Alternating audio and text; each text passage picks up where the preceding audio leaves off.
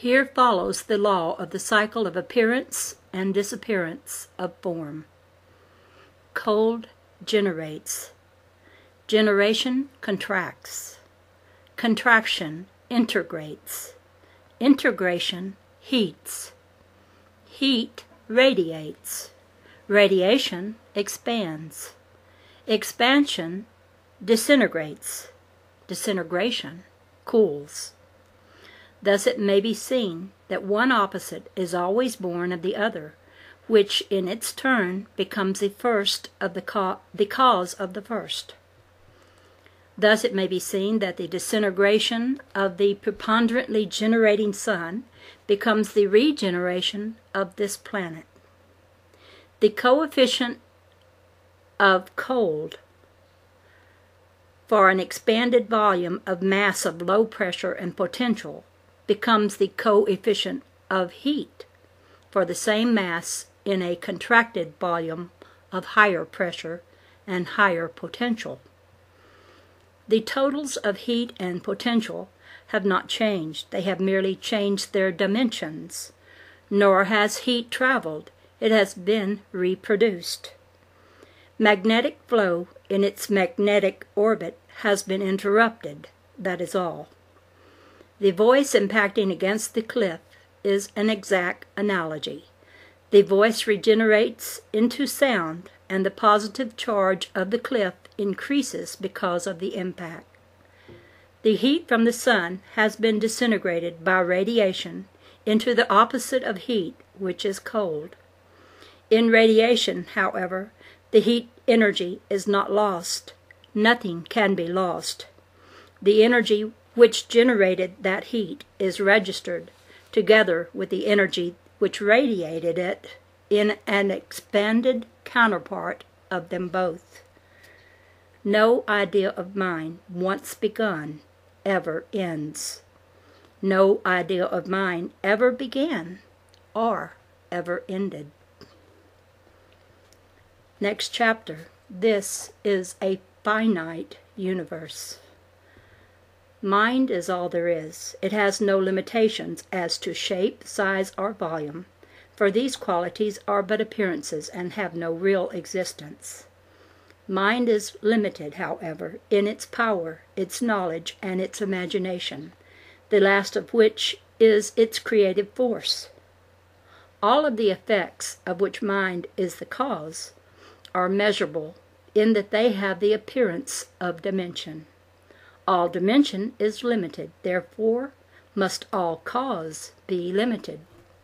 Mind cannot create infinite complexity. Beyond the 10-octave cycle of cause and its included effects, mind cannot go.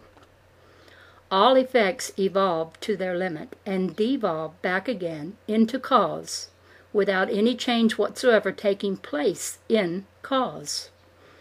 The limitations of mind are absolute. A limited universe cannot be an infinite universe. This concept is extremely difficult for man to comprehend, for man has a fixed concept of a non-existent effect called space. This misconcept is born of his fixed idea of a universe separable into parts, all of which are related one to another in shape, size, volume, and the intervals of distance between them. To man, space and distance are fixed attributes of all his concepts and limit his comprehension. Man has built a misconcept of an infinite universe of infinite extension. Based upon his misconcept of space, he has reasoned that the universe cannot be finite or limited in extent, for if so, it must have shape or form. Also, he has reasoned that in order for it to have shape or form, and be limited and finite, there must be something beyond. The objective universe of man's concept demands a beyond, because there are no bounds nor boundaries in this formless universe. Wait a minute, I read that wrong. The objective universe of man's concept demands a beyond to a finite universe. but there is no beyond, because there are no bounds nor boundaries in this formless universe. If space is non-existent, then extension or continuity is non-existent, and there can be no beyond. Beyond is a relative word. It is part of man's concept of objective reality. It is a dimension. It is based on a belief in the reality of the unrealities of dimension and separableness in a universe of the one thing. Man's sense of reasoning does not accept the ideal of the universe as a finite volume, such as a sphere hanging in a vacuum, beyond which, to his objective thinking, there must be more empty space. For this reason, he has formulated the belief that a finite universe is inconceivable to the human mind. Therefore, the universe must be infinite. Man's outer mind reasoning, which is objective, does not stop to consider that an infinite universe is more inconceivable to the human mind than a finite one. But that same reasoning is willing to accept the palpably incomprehensible and relegate it to the domain of divinity, which is admittedly incomprehensible, rather than concentrate the inner mind upon the higher octaves of thinking and learn the truth in light. Einstein rightly says that the universe is finite, but wrongly says that it has form.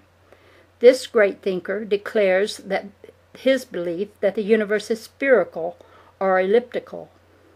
Einstein rightly says that any line of direction in that appearance which man calls space is curved, and that it is presumably that any continuous line in space would curve ultimately back to its point of beginning. Therefore, the universe must be either spherical or quasi-spherical. This curving, however, is not because the one substance of mind has a finite form or shape, but because all effects of motion are universal, and every effect of motion is an action which must end where it began, in its final reaction. Direction, therefore, can never be in a straight line, but must always be curved. The reason why all lines must be curved lines, and also why all curved lines must be spiral in their curvature, will be written down in all exactness in its proper place. It is true that any apparent disturbance in the substance of mind returns unto itself until its own exact apparent point of beginning in a sequence of reproduced waves which spell out the appearance of another non-existent effect called time. Let me read that again. It is true that any apparent disturbance in the substance of mind returns unto itself, unto its own exact apparent point of beginning in a sequence of reproduced waves which spell out the appearance of another non-existent effect called time. Man's fixed concept of the reality of time is a drag anchor holding him away from truth. His fixed concept of intervals of time in which one effect of motion in one part of the universe makes its appearance in another part is the result of such purely objective thinking that true concepts cannot replace them as long as this method of thinking persists. There are no parts to mind substance, no place and no position. Every part is the same part, every place and position, the same place and position. Thinking is universal, and all effects of thinking are universal. More than this, they are simultaneous universal, for thinking is simultaneously universal. Even the little child in tossing a ball moves the universe simultaneously with that tossing. All motion is simultaneously universal in this universe of equilibrium.